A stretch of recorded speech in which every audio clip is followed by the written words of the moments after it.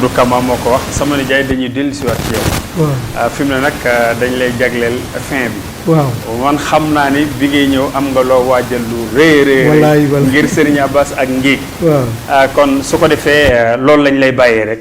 indil ñu la nga waajaloon ñu soog a def tour de table. li ma waajaloon xam nga waxoon naa ni dama ko defoon ay ñeenti pàcc.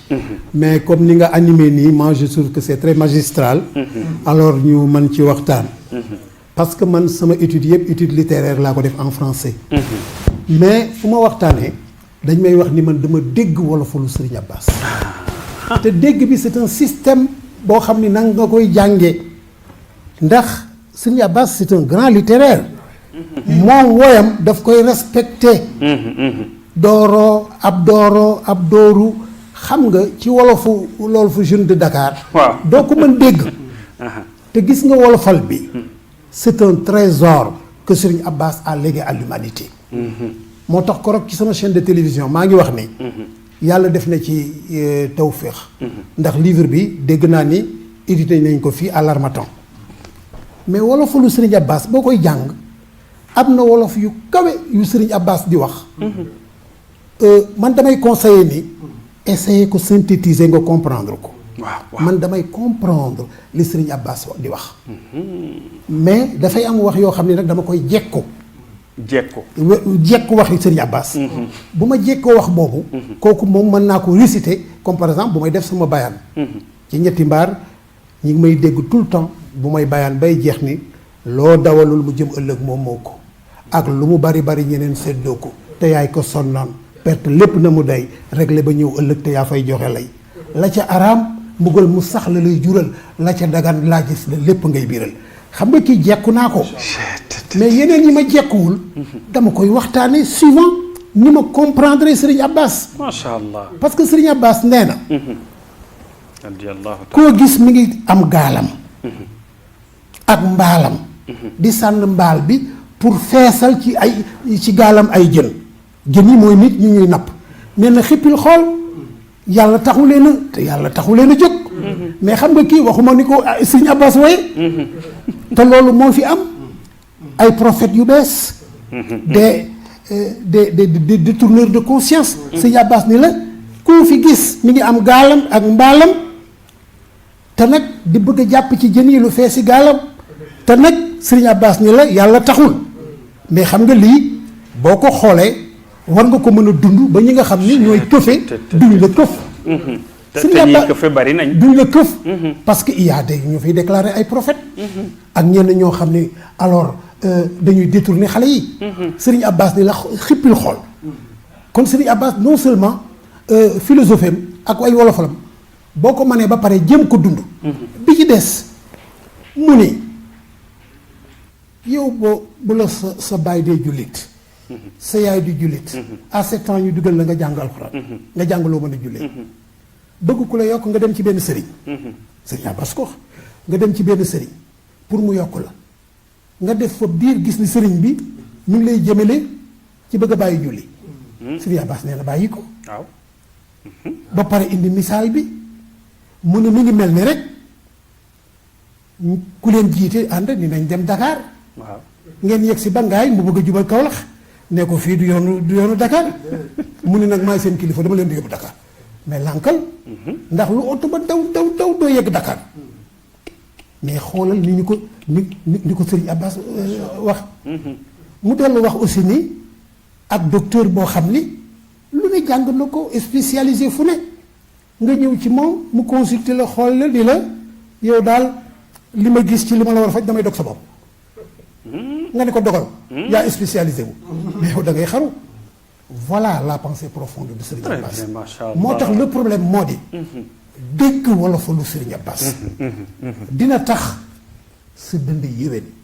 xam nga nee nañu yeetekat la mais man savant la pour man fekk dof nga def ko nit. moo tax suma njaboot a ngi nii le technicien bi jàkkaarloog yéen. damay toog ba ci yàgg ay événement xew rek ma ni. yàlla nu yàlla fayal Serigne Abbas. amiin incha allah. ndax da ngay gis ni waa ji li mu surux bu jàngoon wolofalu Serigne Abbas duñ ko dee teel ndax xoolal koo xam ni liy door mi ngi ci doon xeex ba ñu jot loolu mu am ñu bees ñu ñëw te seen itti du lu ne lu dul pousser la vers la sortie di la tooñ ba saaga la ba yegg fu sori ci say waajur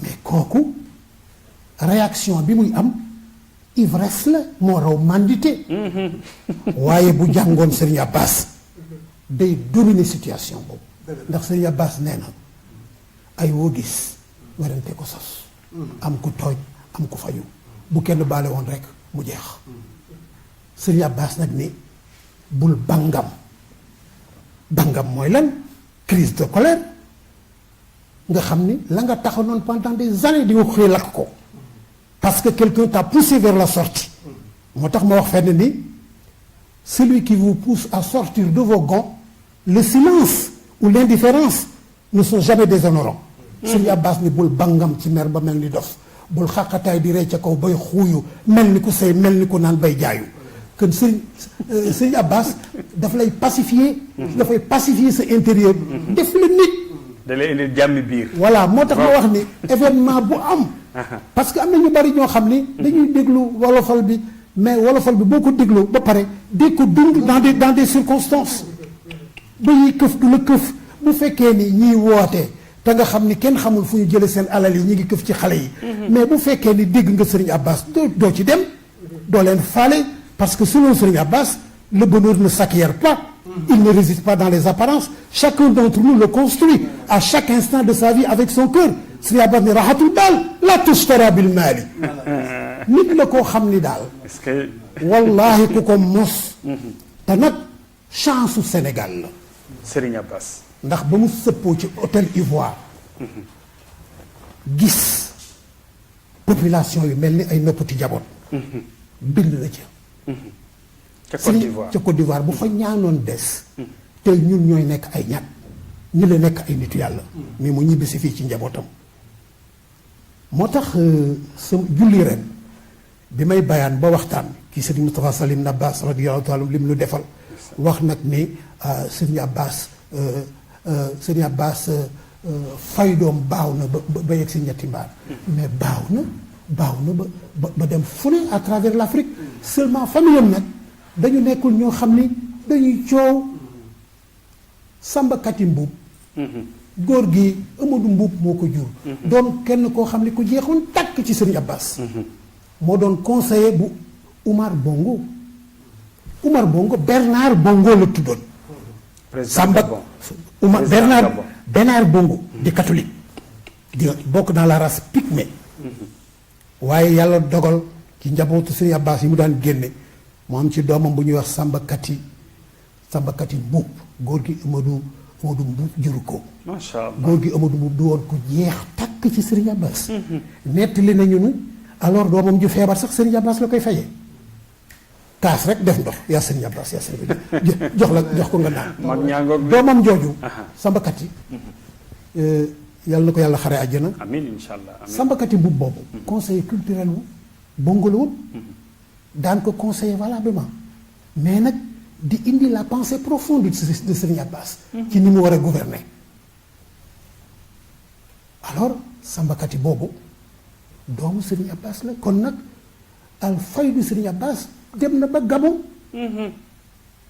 lu leer a ngoog ay waxi ak xam-xami Serigne Abbas la ko daan jox ba muy mën a diriger ba gis nga léegi doomam ba mu bàyyi Bernard Bongo bi nekk Umar Bongo son fils nekk Bongo Odimba te gis nga rapprochement boobu waa kër Serigne Abbas tapatawuñ ko sax ndeysaan ndax dëddu àdduna ñoom te seen baay al faydoom dem ak yeneen yoo xam ni ñoom bëgguñu ko wax ndeysaan man li ma gis ci waa kër Serigne Abbas daal di leen ñaanal jërëjëf macha Allah héritage bii ñu am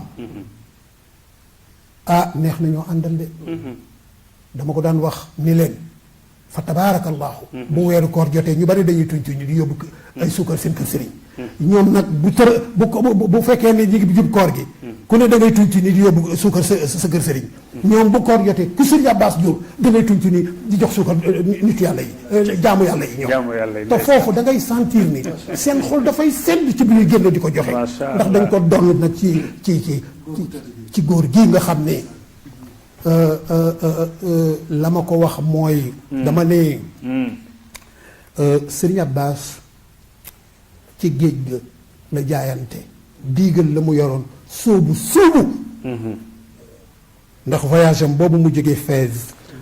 defe naa am na mbokk yu jaar ci téléphone bi waaye ñu ñaan le rek ñu jaar ci 78 442 35 55 78 442 35 55 su ko defee waxtu waa ngi jeex sax waaye ñu may leen chance ñu ànd ak ñun bismillah sama nijaay wéyalal. waaw ma wax ni. ci digg géej gi la Cheikh Nabaas jaayante jiigal ca géej la mu bindoon suubu mooy waaja.